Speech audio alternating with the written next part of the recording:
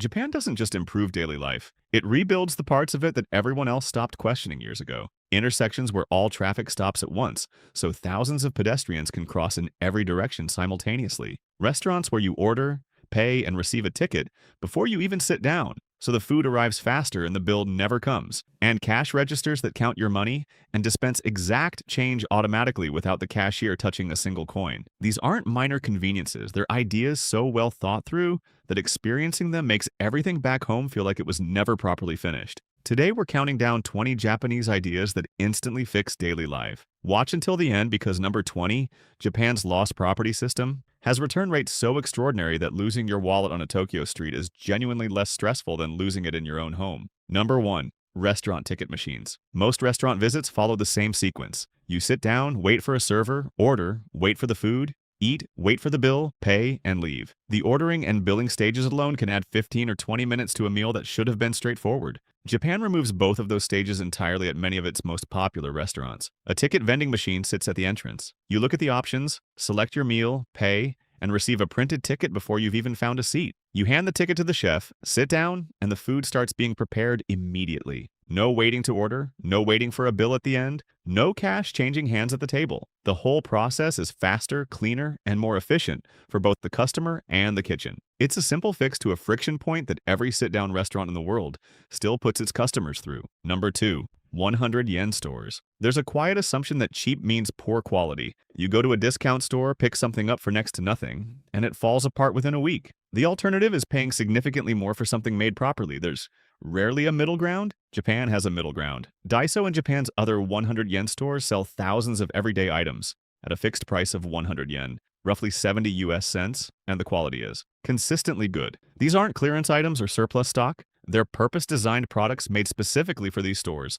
covering everything from kitchen tools and stationery to storage solutions and personal care items. Daiso alone operates over 3,500 locations across Japan. It completely changes how you approach buying everyday items. You stop settling for expensive basics or cheap replacements that don't last because there's now a third option that handles both problems at once. Number 3. Vending machine variety. Most vending machines in the world do one thing. Drinks or snacks, take your pick, and that's more or less the extent of it. Japan has approximately 4 million vending machines, the highest density per capita on the planet, and they go considerably further than drinks and crisps. Hot soup, fresh food, umbrellas, batteries, books, flowers, all of it available around the clock without a single member of staff. The practical result is that the gap between needing something and getting it collapses completely. It doesn't matter what time it is or whether every shop nearby is closed. If there's a vending machine on the street, and in Japan there almost always is, the item you need is available right now. It turns a simple piece of retail infrastructure into something that genuinely changes how you move through daily life, eliminating the specific frustration of needing something small at an inconvenient hour. If you're enjoying this so far, go ahead and tap like. It tells YouTube you want more of Japan's clever everyday innovations. And if you love discovering things you didn't even know existed, hit subscribe so you don't miss the rest of this list. Trust me, the next ones are even smarter. Number 4. Pedestrian scramble crossings. At a standard traffic intersection, pedestrians get one direction at a time. You wait for your phase, cross, wait again on the other side if you need to go diagonally, cross again. Getting from one corner to the opposite one can take 2 or 3 separate phases and several minutes. Japan uses scramble crossings at busy intersections. All vehicle traffic stops simultaneously from every direction. Every pedestrian phase goes live at the same time, allowing people to cross straight, sideways, and diagonally all at once. The result is that thousands of people move through a single intersection in the time it previously took to cross one direction. The famous Shibuya Scramble Crossing in Tokyo handles up to 3,000 pedestrians per phase. It's a more efficient use of the same traffic light infrastructure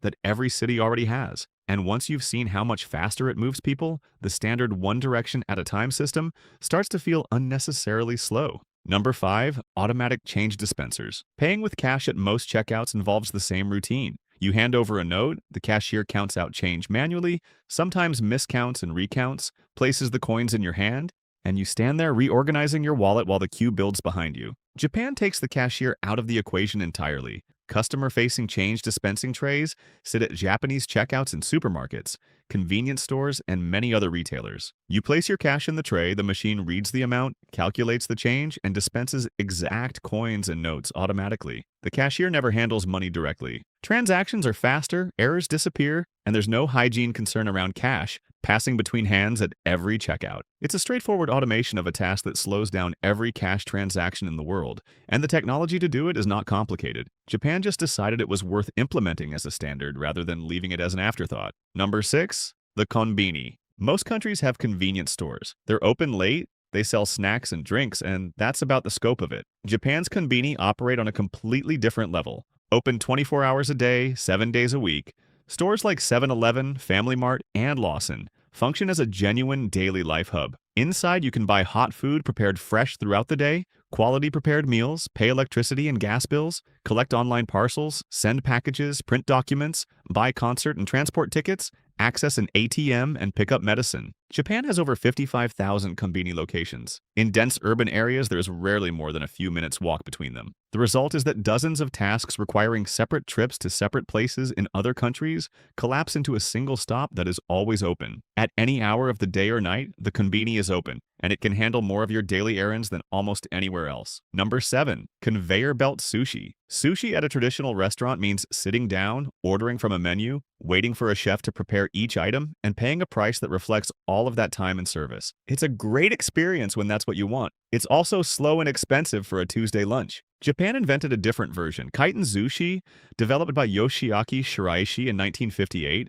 places freshly prepared sushi on a moving conveyor belt that travels continuously around the restaurant. You sit down and take whatever you want as it passes. When you're done, the plates you've collected are counted, and you pay only for what you ate. No ordering, no waiting, no minimum spend. The food comes to you, you take what appeals, and you're done when you decide you're done. It made quality sushi accessible, fast, and affordable in a way that the traditional format never could. And it did it with a conveyor belt and a counter. Number 8. IC transit cards. Using public transport in most cities involves checking fares, buying the right ticket for the right zone, and working out a different system every time you switch between operators. Get it wrong, and you're at the barrier holding up everyone behind you while you figure it out. Japan's IC cards, including the Suica and Pasmo, remove all of that. A single rechargeable contactless card works across every train line, subway, and bus in major Japanese cities regardless of operator. You tap in, tap out, and the correct fare is deducted automatically. No zones to calculate, no separate tickets. The same card also works at convenience stores, vending machines,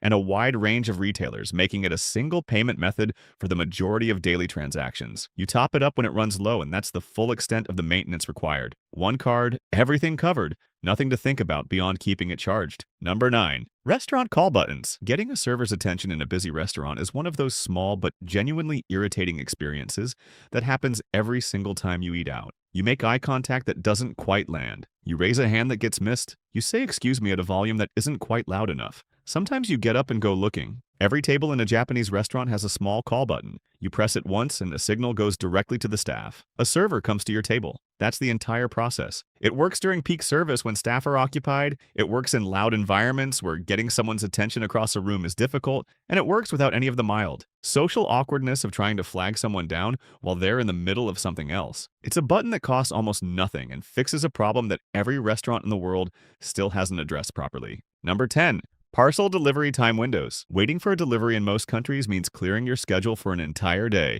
and hoping the driver arrives within a vague window of several hours. If you miss it, you get a card through the door and start the whole process again. Japan's major carriers, including Yamato Transport, operate on a completely different model. When something is being delivered, you choose a specific 2-hour window from a list of options covering the full day from early morning to late evening. The delivery arrives in that window. If something changes, you can redirect or reschedule via app after the item has already been dispatched. The system treats the recipient's time as something worth respecting rather than something to work around. An entire category of daily frustration, the missed delivery, the wasted day at home, the redelivery card, essentially disappears because the logistics infrastructure was designed with the customer's schedule as a genuine priority from the start. Number 11. Pre-meal wet towels. Think about everything your hands have touched between leaving the house and sitting down to eat. Train handles, door buttons, payment terminals, your phone. By the time food arrives in most countries, those hands go straight to the table and straight to the meal with no real opportunity to clean them unless you make a specific trip to the bathroom first. Every Japanese restaurant, from a quick ramen counter to a full sit-down meal, provides a hot or cold wet towel before the food arrives. You wipe your hands, Set the towel aside and start eating clean. It's a small gesture that takes about 10 seconds and solves a hygiene problem that exists at every single meal everywhere in the world. The fact that it became standard practice across every level of Japanese dining, rather than a perk reserved for upscale restaurants, is exactly the kind of detail that separates a system designed around the person using it from one that simply isn't. Number 12. Train punctuality. Public transport delays are treated almost everywhere as an unavoidable part of daily life. You build buffer time into your commute, you check apps for disruption updates, and you accept that the schedule on the board is an approximation at best. Japan's train network operates to within seconds of its published timetable. JR East consistently records average delays of under 1 minute across its entire network. In 2017, a Japanese rail operator issued a formal public apology after one of its trains departed 20 seconds ahead of the scheduled time. The effect on daily life is significant. You know when the train leaves. You know when it arrives. You plan around those times and they hold. The buffer time built into commutes for delays disappears because delays almost never happen. It removes a low-level daily anxiety that most people in other countries have simply accepted as normal because they've never experienced a transit system that actually runs on the schedule it publishes. Number 13. Earthquake early warning alerts. Japan sits on one of the most seismically active regions on Earth. Earthquakes are a routine part of daily life rather than a rare event. The question isn't whether they happen, but whether you have any warning before they do. Japan's early warning system detects an earthquake at its origin point and transmits alerts to every mobile phone and public address system in the affected area faster than seismic waves travel through the ground. The result is a loud alarm that reaches people several seconds before the shaking does, giving just enough time to move away from windows, get under a desk, or brace. The system has been active since 2007 and is integrated into every mobile carrier operating in Japan. A few seconds of warning doesn't sound like much until those seconds are the difference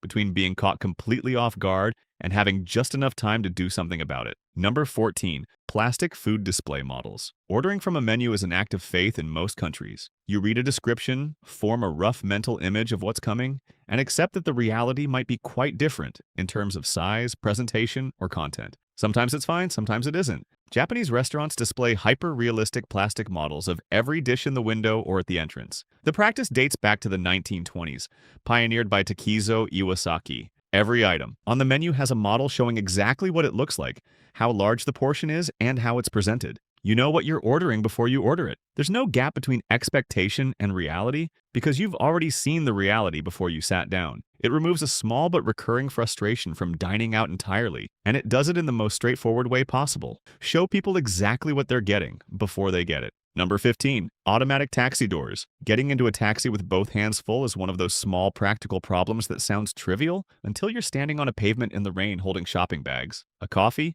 and an umbrella trying to get the door open without dropping any of it. Every taxi in Japan has a rear passenger door operated by the driver. You approach the vehicle, the driver releases a lever, and the door swings open automatically. When you're settled, it closes the same way. You never touch the door in either direction. This has been standard on Japanese taxis since the 1950s, making it one of the longest-running practical improvements to daily transport that the rest of the world simply never adopted. It's a small mechanical addition that makes entering and exiting a taxi cleaner, faster, and more convenient in every situation, particularly when your hands are full or the weather makes wrestling with a door handle an actively unpleasant experience. Number 16. Umbrella bag dispensers. Carrying a wet umbrella inside a building has no good solution in most countries. You drip on the floor, you drip on other people, you leave a wet trail through the entrance and wherever else you go, and there's no practical way to avoid it short of leaving the umbrella outside. Japan puts a dispenser at the entrance of supermarkets, hospitals, offices, and department stores. You insert your wet umbrella into the machine and pull it back out in a single motion,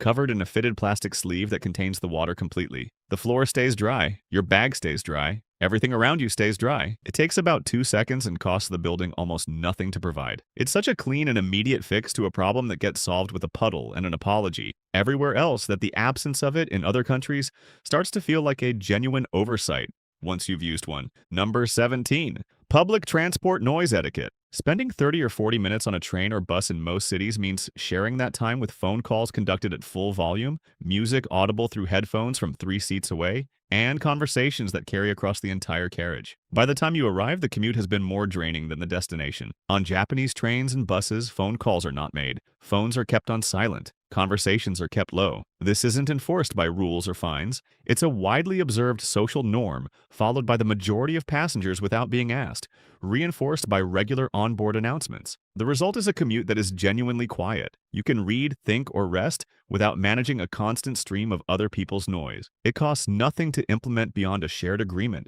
that other people's time and mental space are worth considering. Japan made that agreement, kept it, and built a daily commute around it that the rest of the world hasn't quite managed. Number 18. Station coin lockers. Traveling with luggage creates a specific problem on days when you need to be somewhere but can't check in yet, or when you're moving between locations and don't want to carry bags through an entire afternoon of plans. Most countries leave you to deal with this yourself. You drag the luggage with you, leave it at the hotel and hope for the best, or pay a concierge service that may or may not be available where you need it. Japan solves it at the station. Secure coin-operated lockers are available at every major train station in a range of sizes, from small enough for a laptop bag to large enough for a full-size suitcase. Many locations now accept IC card payment. You lock your bags, keep the key or code, and collect them when you're ready. Your plans for the day run uninterrupted. The bags are secure and exactly where you left them when you come back. Number 19. Recycling sorting system. Most recycling systems ask you to separate broadly. Recycling in one bin, general waste in another, maybe a third for glass. It's simple enough, but the contamination rate, recyclable materials mixed incorrectly, renders a significant portion of it unprocessable and sends it to landfill anyway. Japan takes a more detailed approach. Households sort waste into multiple distinct categories, including burnables, non-burnables, plastics, glass, aluminum cans, cardboard, and small metals. Each category is collected on a specific day of the week, according to a municipal schedule. Bags are often color-coded per category. The system requires more effort from residents but produces a far lower contamination rate, which means a far higher proportion of what gets sorted actually gets recycled rather than redirected to landfill because it was mixed incorrectly. It's a more demanding system built on the understanding that doing something properly requires more than a single bin and good intentions. Number 20. The lost property system. Losing something in public, a wallet, a phone, a bag, carries an immediate and familiar weight in most parts of the world. You retrace your steps, accept that the odds are poor, and start working out what cancellations and replacements are going to cost you. Japan operates on a completely different set of assumptions. Items found on trains, streets, and in public spaces are turned into the nearest police box or station and logged in a cataloged system. The return rates are unlike anything seen elsewhere. In 2018, Tokyo police alone recorded over 3.8 million found items and returned the vast majority to their owners. Wallets recovered with all cash still inside are reported routinely and without surprise. It isn't a policy or a piece of technology. It's a cultural standard applied consistently by millions of people every day that turns losing something in public from a near-certain loss into a problem that Japan simply has an answer for. If you want to see more amazing things Japan is doing better than the rest of the world, then like and subscribe. And make sure to watch the video on your end screen. It's packed with even more cool ideas.